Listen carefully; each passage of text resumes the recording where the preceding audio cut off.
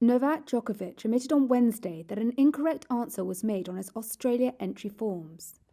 The world number one tennis star's visa to play in the Australian Open is still in doubt as government officials now consider whether to deport him over the error.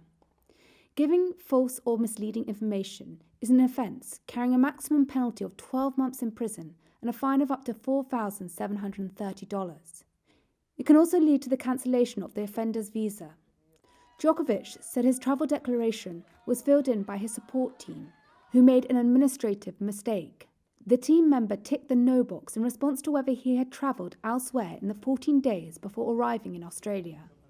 Questions arose about the Serbian star's movements when social media posts appeared to show him in Belgrade less than 2 weeks before he headed to Spain and then on to Australia.